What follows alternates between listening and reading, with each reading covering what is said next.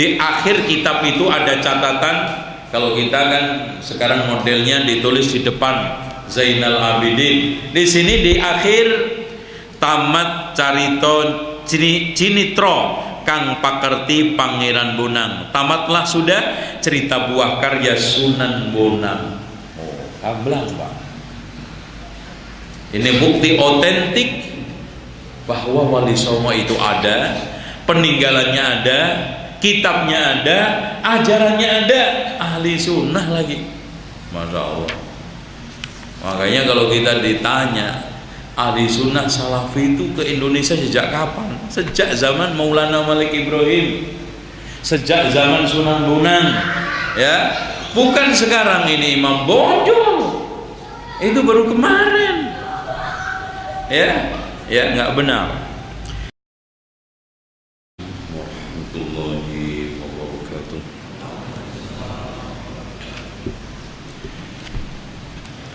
Innal hamdalillah nahmaduhu wa nasta'inuhu wa nastaghfiruhu wa nastahdihi wa na'udzu billahi min shururi anfusina wa sayyiati a'malina. Man yahdihillahu fala mudilla lahu wa man yudlil fala hadiya lahu. Asyhadu an la ilaha illallah wahdahu la syarika lahu wa anna Muhammadan abduhu wa rasuluh. Qala Allahu azza wa jalla يا أيها الناس اتقوا ربكم الذي خلقكم من نفس واحدة وخلق منها زوجها وبث منهما رجالا كثيرا ونساء واتقوا الله الذي تساءلون به والأرحام إن الله كان عليكم رقيبا وقال عز وجل يا أيها الذين آمنوا اتقوا الله وقولوا قولا سديدا يصلح لكم أعمالكم ويغفر لكم ذنوبكم ومن يطع الله ورسوله فقد فاز فوزا عظيما فإن خير الحديث كتاب الله وخير الهدي هدي محمد صلى الله عليه وسلم وشر الأمور محدثاتها وكل محدثة بدعة وكل بدعة ضلالة وكل ضلالة في النار. Hadirin sekalian, kita lanjutkan pembahasan kitab Fakta Baru Wali Songo yang tadi malam kita berhenti sampai Sunan Bonang. Perlu diketahui Rahmatullah atau Ali Rahmatullah yang juga Raden Rahmat alias Sunan Ampel punya beberapa putra putri. Dua putra, yang pertama Sunan Bonang, yang keduanya Sunan Derajat.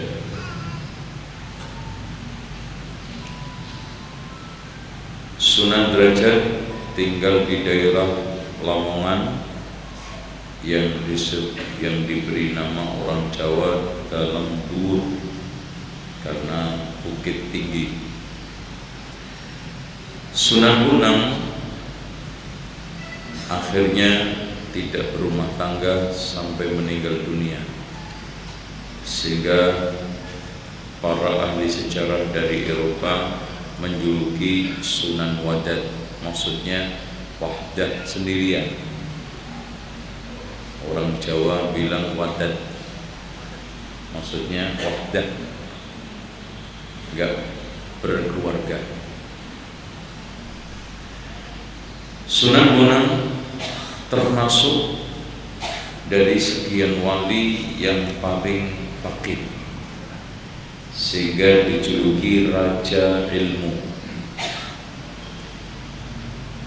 Begitu sama juga dengan Sunan Giri, namun Sunan Giri lebih diberi nama atau gelar Pandito Negara. Bahkan orang Portugis menyamakan dengan Paus di agama Katolik. Dan ahli tata negara. Kenapa? Karena kedua wali ini menurut Profesor Dr. Hamka pernah mengenyam pendidikan di Mekah. Di antara kitab yang dipelajari adalah Raudhatul Talibin, Ihya Ulumuddin, dan termasuk Syarh Sunnah karya Imam Al-Baghawi. Dan secara spesifik Sunan Giri sangat mempelajari tuntas kitab Al-Ahkamus Sultaniyah. Makanya beliau sangat menguasai tata praja atau tata negara.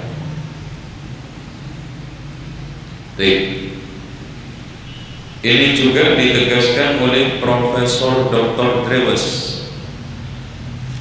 salah seorang muridnya Senokordonya yang ahli bahasa Sanskerta Jawa kuno. Ternyata ahli ahli bahasa Jawa bukan dari Ngawi, bukan dari Gresik, ternyata dari Belanda. Ini yang kita sayangkan.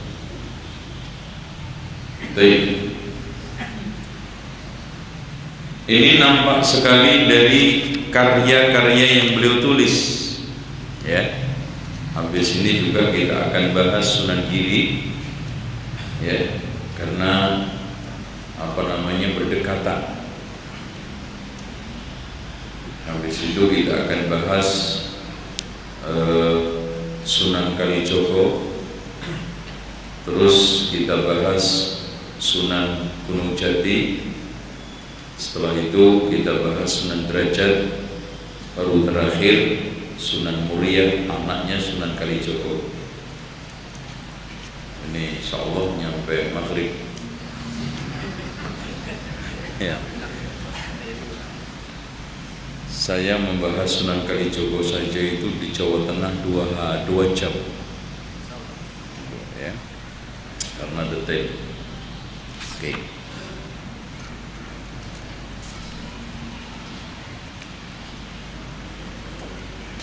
Hadirin sekalian, kita masuk ke Sunan Bonang. Di bukunya halaman 198. Sunan Bonang ditemukan oleh para ahli sejarah, kelahirannya tahun 1450. Karena Sunan Bonang, Sunan Giri itu, Sunan Derajat, Sunan Kalijogo itu satu umur, hampir bersamaan umurnya, nggak terpaut jauh.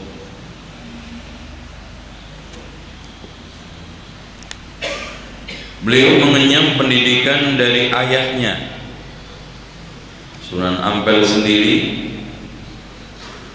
Makanya nampak hasil didikan di atas Al-Quran dan Sunnah itu pada pemikiran keyakinannya nanti dan tulisan-tulisan bukunya, sehingga sulit sekali kita menggolongkan Sunan Bonang itu termasuk kelompok abangan, bahkan putihan, ya.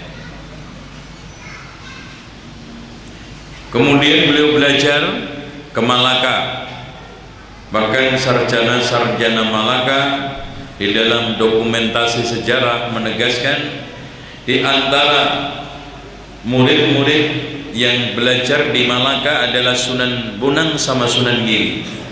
Namanya dua orang ini akrab sekali. Ya. Kemudian melanjutkan perjalanan ke Mekah. Kenapa Malaka? Karena pada dekade abad 14-15 Malaka itu mengalami kejayaan dengan masuk Islamnya Raja Parameswara masuk Islam, kemudian keislamannya sungguh-sungguh, dan Malaka adalah menjadi tempat pelabuhan internasional dari seluruh penjuru. Kenapa hadirin sekalian, kalau antum melihat petanya, ya, itu memang sangat strategis, ya. Apalagi dulu pelayaran hanya mengandalkan layar, ya. Itu sangat membutuhkan arah angin, dan angin terbaik dari mulai pergi pulang itu di Malaka, terutama antara bulan April sampai Desember. Sehingga ulama-ulama dari Timur Tengah, dari Persia, dari Hadramaut datang ke sana. Makanya di sekalian pengajian itu sangat semarak. Makanya murid-murid, santri-santri, mahasiswa yang datang dari timur terutama Jawa belajar di sana. Dan juga sama di Aceh Pasai. Ini sama. Nah, hadirin sekalian yang dirahmati oleh Allah, nampaknya pendapat yang mengatakan bahwa Sunan Bonang sama Sunan Giri memang betul-betul pernah belajar ke Mekah, karena pada saat itu pergi ke Mekah itu juga sudah mudah dengan kapal-kapal besar itu, ikut saudagar, dan dorongan untuk mencari ilmu termotivasi oleh ulama-ulama yang datang dari Hadramaut, yang datang dari Mekah, Medina, yang datang dari Persia, yang datang dari Mesir, sehingga berangkatlah ke sana sekaligus juga menunaikan ibadah haji dan belajar di sana beberapa lama, dalam waktu yang cukup lama. Ini bisa dibuktikan, katanya Profesor Dr. Guning dan Srif yang meneliti bukunya Sunan Bonang, keduanya sangat ahli dalam berbahasa Arab, dan gak mungkin belajar bahasa Arab kebejo apalagi ngakme. Gak mungkin di Jawa pada saat itu, abad itu, yang pinter bahasa Arab. Kalau ada orang yang pinter ngajari bahasa Arab, harusnya lebih tenar daripada Sunan Bonang sama Sunan Giri.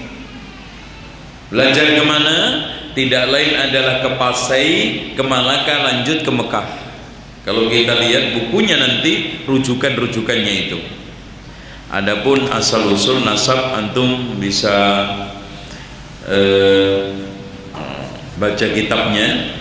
Ya, saya tidak terlalu menyita waktu di dalam memedar nasab, secara umum aja.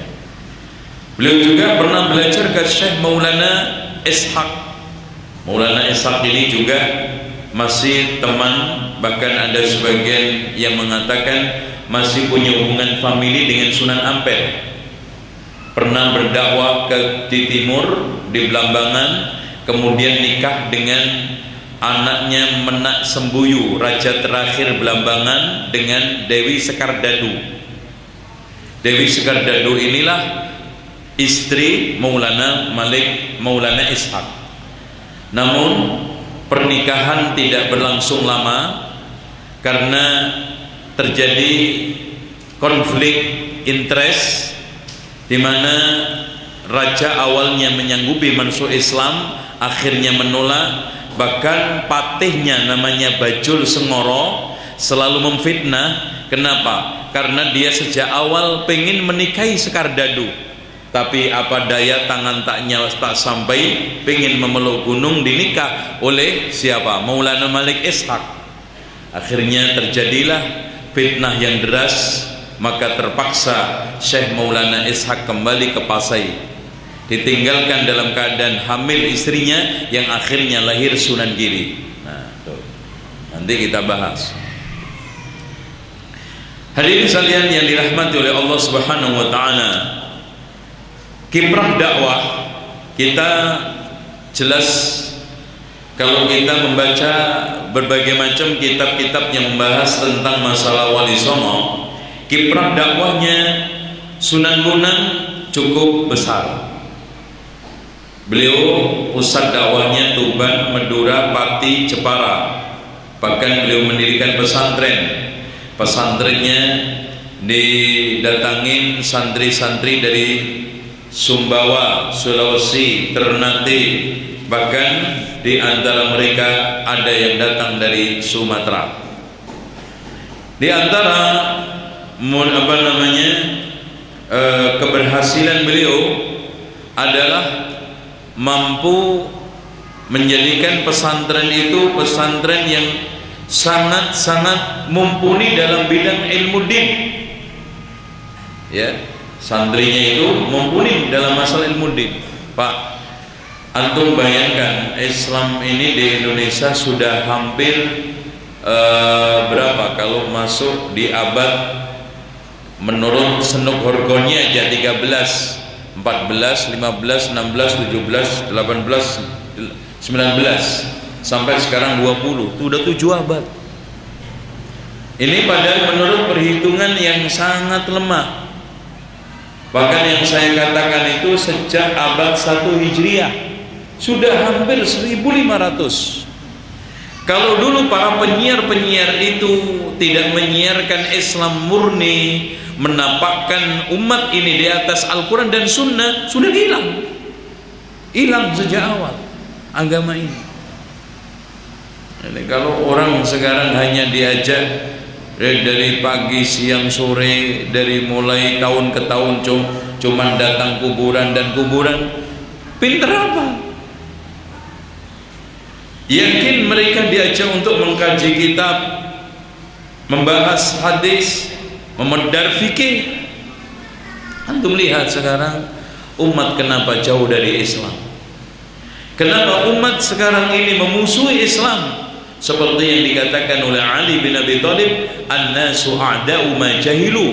Manusia itu cenderung menjadi musuh apa yang tidak diketahui, dan orang bodoh itu menjadi musuhnya ulama.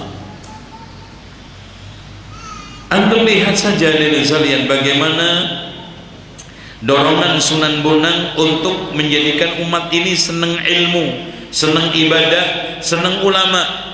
Antum amati lagu yang dinisbatkan kepada beliau, Tombowati. Di antaranya yang kelima apa? Wong kang soleh apa? Musuhono. Iya. Sekarang wong kang soleh kumpulono apa musuhono? Musuhono. Mau tablek aja mau dibatalin, nah kan hatinya jadi keruh. Wong kang soleh kumpulono harusnya.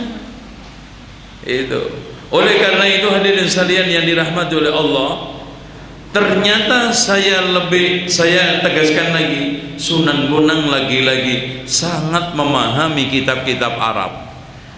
Ternyata ini bukan karya asli Sunan Bonang. Maksudnya isinya itu, kalau lagunya dari beliau, isinya itu ternyata mengambil dari salah seorang ulama Timur Tengah namanya Ibrahim Al-Khawwas. Saya temukan pernyataan ini ada di dalam 2 kitab.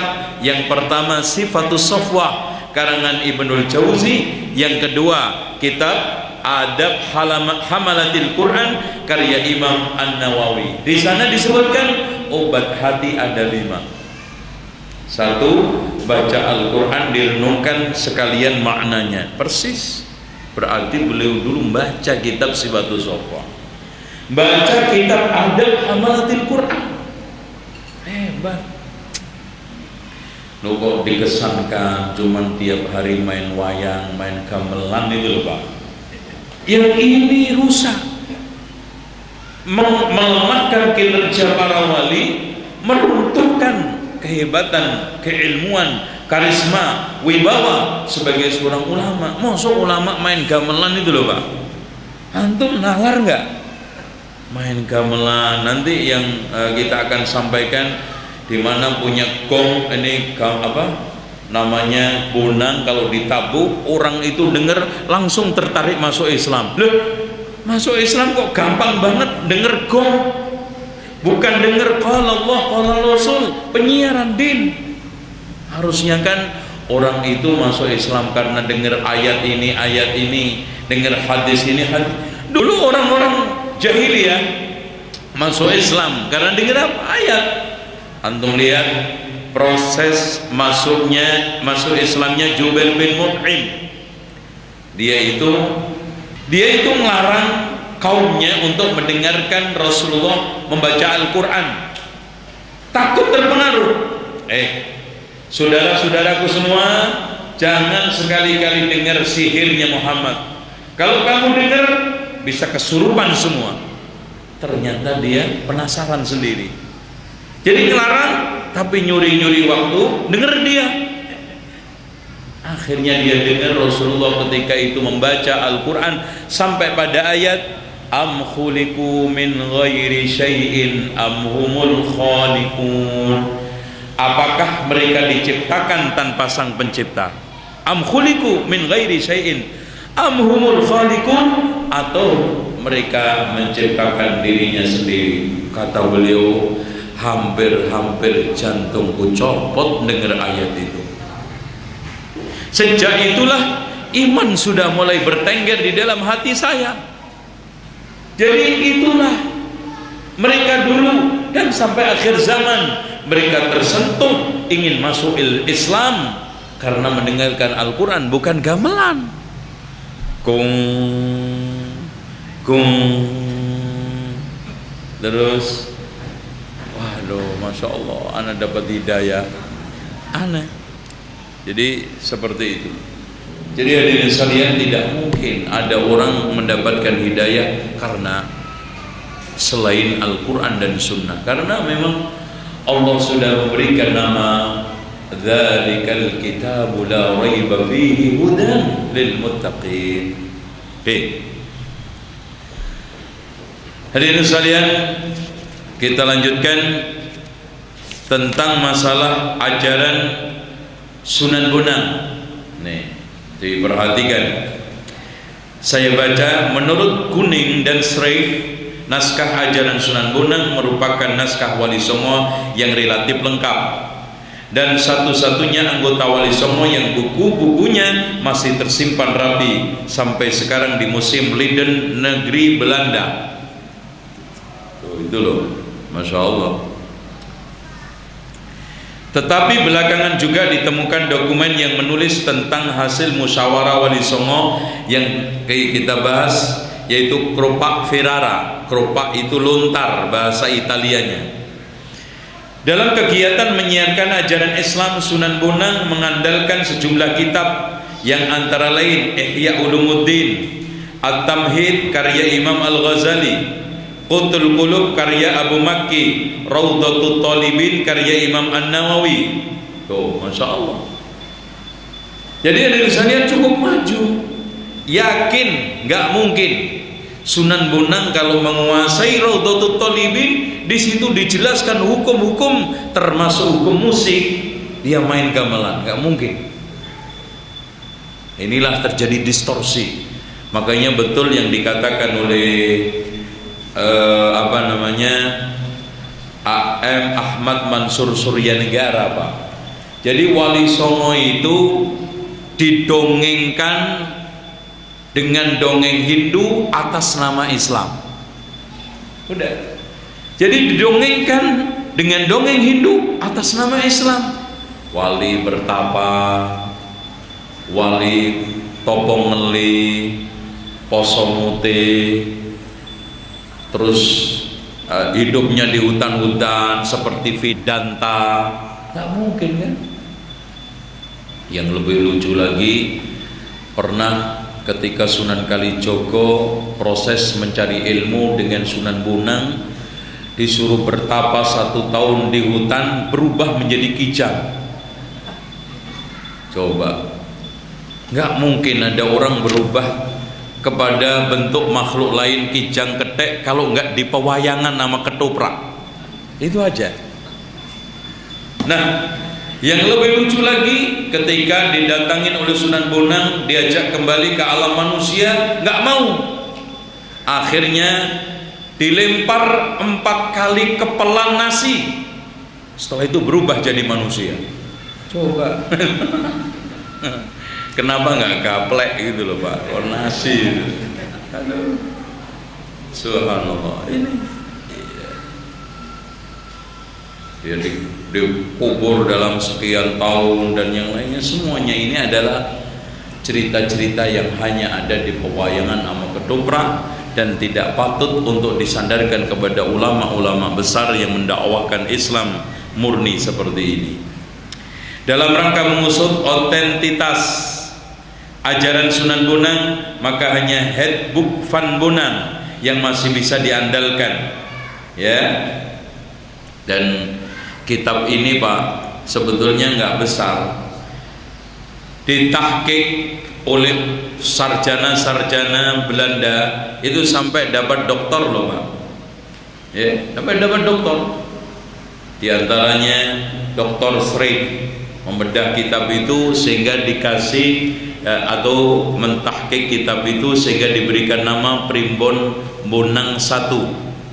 Kemudian Kuning juga pada tahun 1881 mentahqiq kitab ini juga di Universitas Leiden, kemudian disebut dengan Primbon II.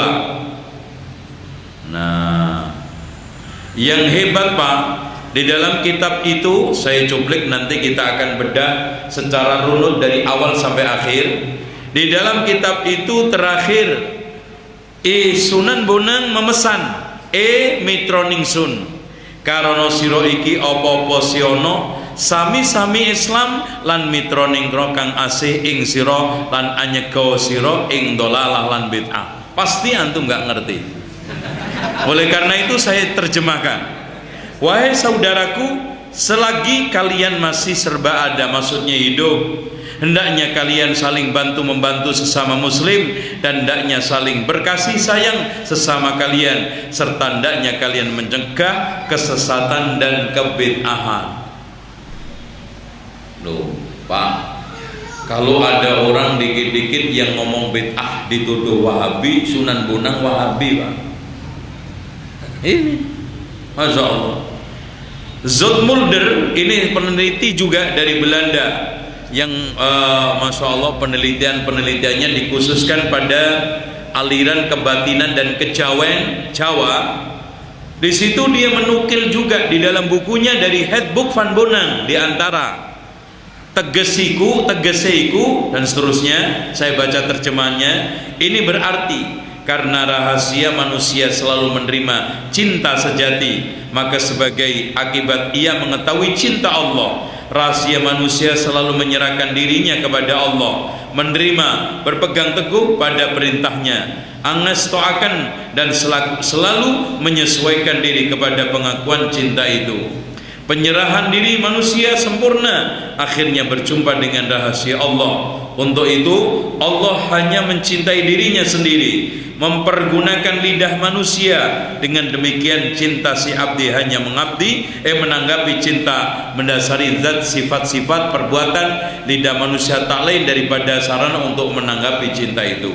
Intinya seperti pemahaman mahabbah, pengaman cinta yang miliki oleh Sunan Bonang, sejalan dengan Al-Quran dan Sunnah juga. Selain itu, Dalam bidang akhlak, Sunan Bonang mengajak manusia agar menjauhi 3 musuh utama dalam kehidupan, yaitu cinta dunia, hawa nafsu, setan. Untuk menghindari ketiga musuh itu, manusia dianjurkan agar jangan banyak bicara, selalu bersikap rendah hati, tidak mudah putus asa, dan senantiasa bersyukur atas nikmat Allah. Sebaliknya manusia harus menjauhi sikap dengki, sombong, serakah, gila harta, dan ambisi kedudukan. Masya Allah, ini kira-kira pantas nggak Pak tiap hari main gamelan?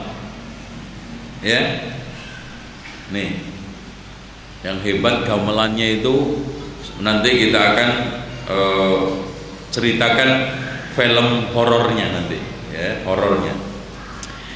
Sekarang kita akan masuk ringkasan Handbook Van Bonang. Adapun Tombowati itu sudah masyhur, semua orang mampu melakukan, menjadi puji-pujian di masjid-masjid, walaupun nggak pernah baca Quran.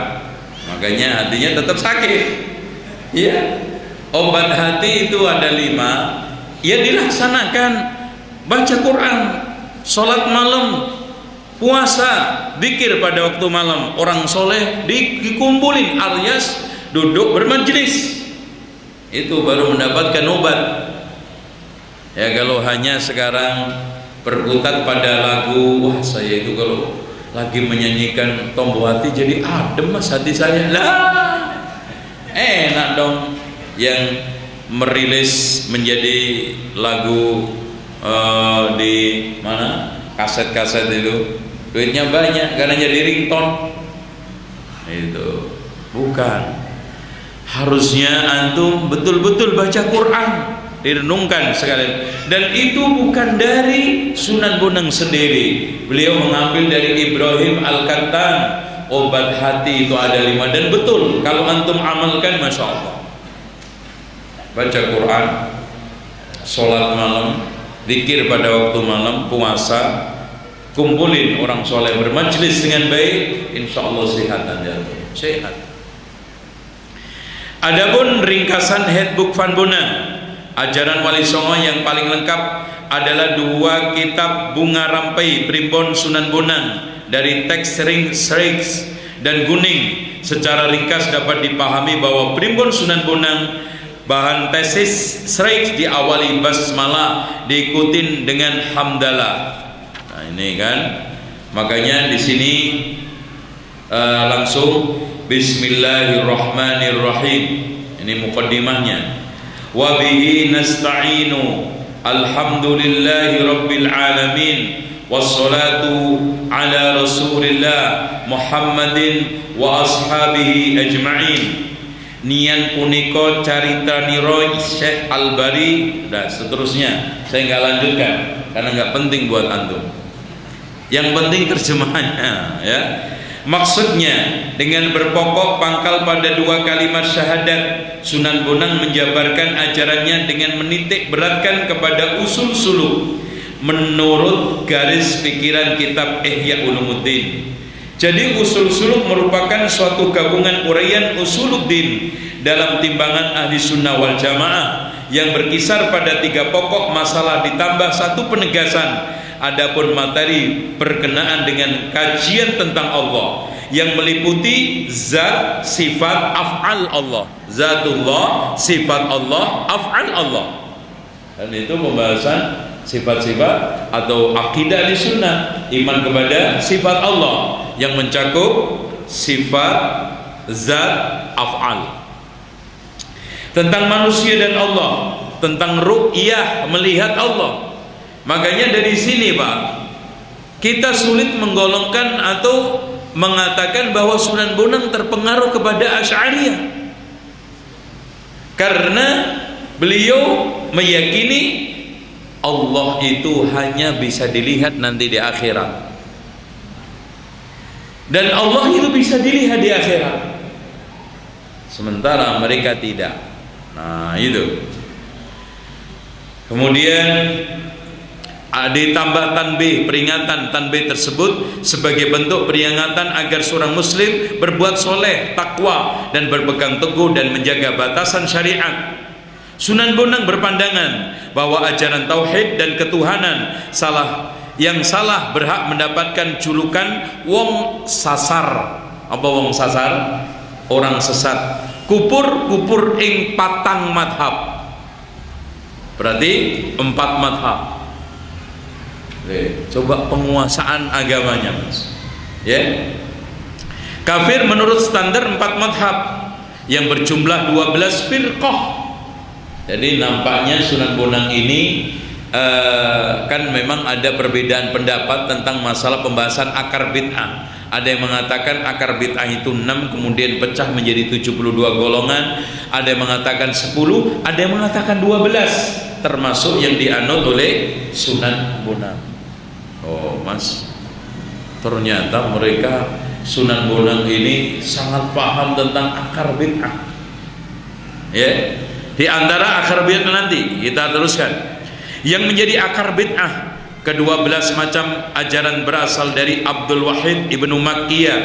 Itu dirumuskan kembali dengan ucapan-ucapan kang liwung saja iku yaiku Aldatullah. Sak bener-beneri pangeran kang sinembah. Sungguh hanyalah Allah yang berhak untuk disembah. Yang dalam berimbon itu disertai translator atau transliterasi bahasa Arab ke dalam huruf Jawa tentang ajaran al-azlu qadimun wa huwa nafsuhu mutlaqun wa huwa zatullahi ta'ala. Adapun paham yang mensifati Allah dengan pendirian ingkang ana iku Allah, ingkang ora ana iku Allah, dan ategesaken ora ning Allah iku ora andadekaken zat yang mengadakan segala sesuatu itu Allah, dan yang meniadakan segala sesuatu juga Allah. Artinya apa yang dikehendaki Allah pasti terjadi, dan yang tidak dikehendaki Allah tidak akan terjadi. Ahli sunnah nggak nih? Nih, ini keyakinan di dalam Headbook Van Bonang. Lagi, begitu juga paham kuwa batiniyah, firqah batiniyah disoroti beliau.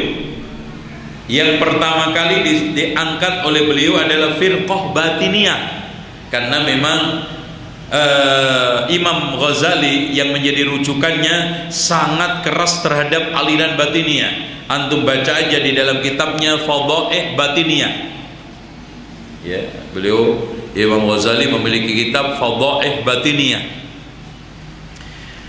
Dianggap Sunan Bonang sebagai atunggal sastra angin tan apatut cungkak kata, tetapi tidak patut dan tidak cocok dengan akal budi, bertentangan dengan pokok usul suluk menurut ahli sunnah wal jamaah. Paham batinnya dianggap ganjil karena berprinsip kadi angrupa akan sifating pangeran dan seterusnya, menyamakan sifat Allah dengan makhluknya, merendahkan sifat Allah, berkata bahwa semua alam menyatu dengan sifat Allah, mengadakan dalam ketiadaan dan menduakan Allah, maka itu perbuatan kufur.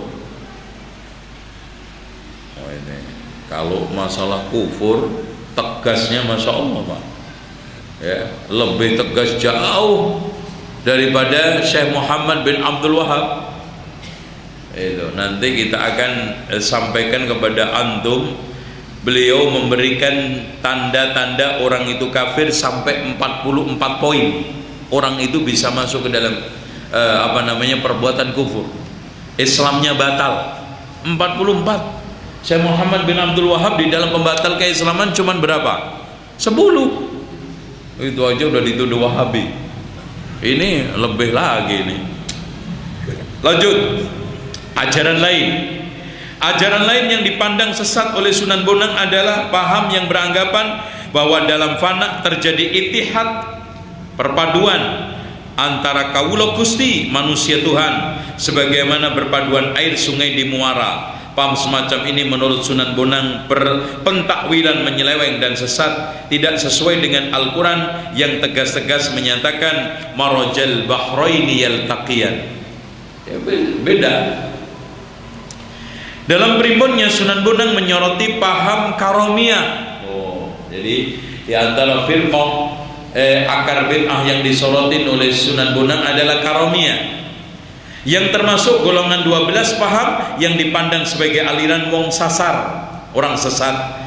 Ada paham yang menyatakan sifat iku ono ing dat, asma iku ono ing dheweke. Sifat Allah menyatu di zatnya, sedang namanya menyatu dalam diri kita. Suatu paham yang menyamakan antara sifat dat sebagai dua keadaan yang masing-masing saling berdiri sendiri. Untuk paham ini rumusan yang benar semestinya pakai sifatiro tan liyane oraniro, atau kesan sifat-sifatnya tidak lain ialah wujudnya. Lalu dimasukkan juga paham mutangiyah, maksudnya mu'tazilah, karena orang Jawa itu ngomong ain itu angain, alhamdulillahirabbil alamin, nah kan gitu. Mutangiyah, mu'tazilah ke dalam kategori ini. Paham mutangiyah dipandang sebagai paham yang mengingkari kudrat dan iradat Allah, karena betul Mu'tazilah itu tidak lain adalah anak lahiran dari Qadariyah yang tidak percaya takdir.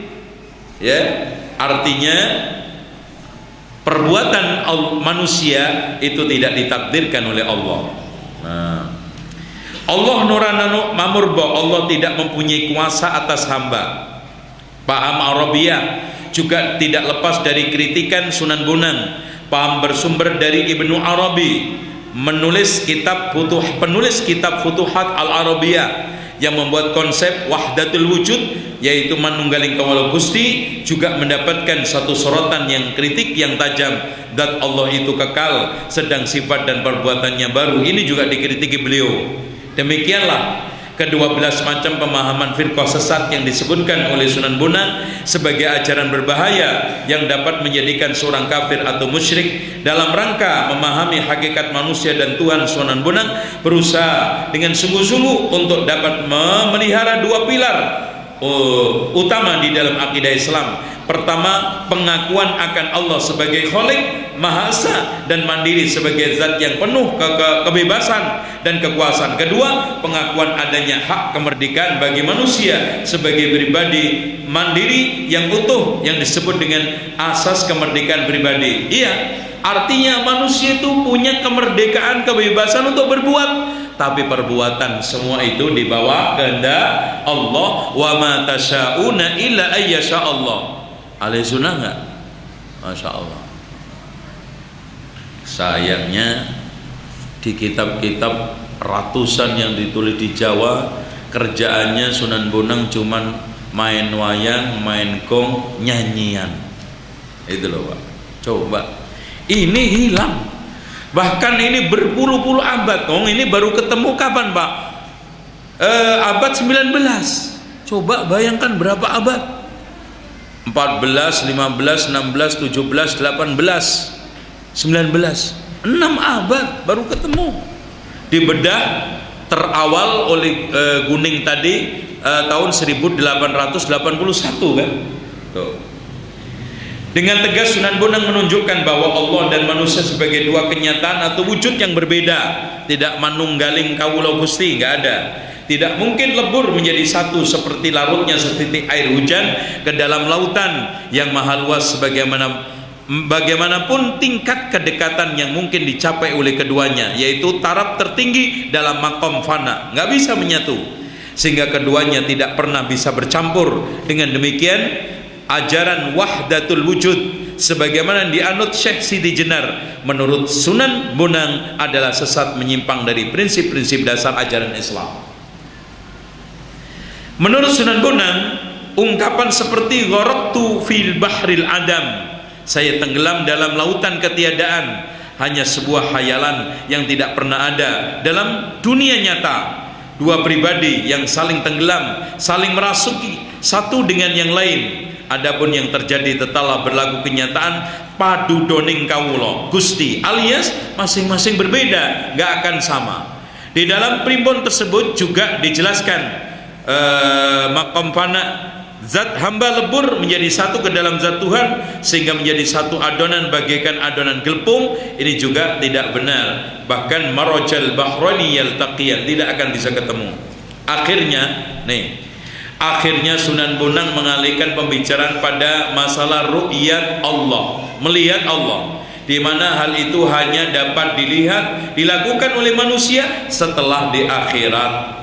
Di dunia ru'yah hanya dapat dilakukan dengan mata hati. Di akhirat Allah baru dapat dilihat kalau seseorang dapat mencapai kesempurnaan penglihatan, dan ini sangat bergantung kepada kesempurnaan martabat manusia yang dapat dicapai dengan usaha menempuh suluk atau tarekat.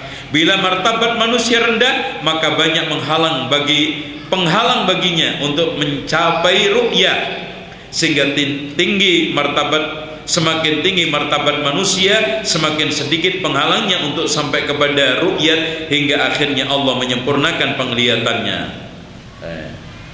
Ini sesuai dengan sabda Rasulullah, innakum satarawna rabbakum kama tarawna al-qamar lailatal badri la tudamuna fi ru'yatihi min syai'. Sesungguhnya kalian akan melihat Tuhan kalian seperti bulan purnama, tidak ada penghalang sama sekali. Kemudian Sunan Bonang berwasiat, mitroningsun dan sami-sami seterusnya. Maksudnya dengan primbon ini Sunan Bonang mengajak dan memperingatkan manusia agar berlaku baik dan hendaknya melaksanakan segala perbuatan lahir maupun batin menurut aturan syariat Rasulullah, agar manusia mencintai dan mengambil teladan kepada Rasulullah sebagai bentuk berterima kasih atas anugerah dari Allah. Dipesankan juga bahwa itulah peninggalan beliau untuk diamalkan bersama, dan hendaklah dipesankan kepada anak cucu agar menuruti maksud nasihat. Dikhawatirkan bila salah jalan mereka menganut ajaran orang sesat. Dipesankan pula hendaknya kita hanya takut kepada Allah, jangan sampai kita salah jalan dan menyeleweng, agar tujuan kita tercapai, amal kita diterima oleh Allah. Masya Allah. Nah, nanti habis itu gamelan menawan hati ya. Kita bandingkan coba. Habis itu gamelan. Ya. Sunan Bonang mengutip primbon dengan tanbih. Tadi beliau berpesan, wahai saudaraku, selagi kalian masih serbahada, hendaknya kalian saling bantu-membantu sesama muslim, dan hendaknya saling berkasih sayang sesama kalian, serta hendaknya kalian mencegah kesesatan dan kebid'ahan. Ini di akhir daripada kitab itu beliau menulis tanbih. Jadi jelas nggak mungkin kita golongkan Sunan Bonang ini termasuk abangan, dan bahkan dari pesan terakhir itu menunjukkan beliau itu putihan. Di akhir kitab itu ada catatan. Kalau kita kan sekarang modelnya ditulis di depan Zainal Abidin. Di sini di akhir, tamat carito cinitro kang pakerti Pangeran Bonang. Tamatlah sudah cerita buah karya Sunan Bonang. Gamblang, Pak. Ini bukti otentik bahwa Wali Songo itu ada, peninggalannya ada, kitabnya ada, ajarannya ada, ahli sunnah lagi. Masya Allah. Makanya kalau kita ditanya ahli sunnah salafi itu ke Indonesia sejak kapan? Sejak zaman Maulana Malik Ibrahim, sejak zaman Sunan Bonang, ya. Bukan sekarang ini Imam Bonjol, itu baru kemarin, ya nggak benar. Sekarang kita mulai masuk kepada film horor.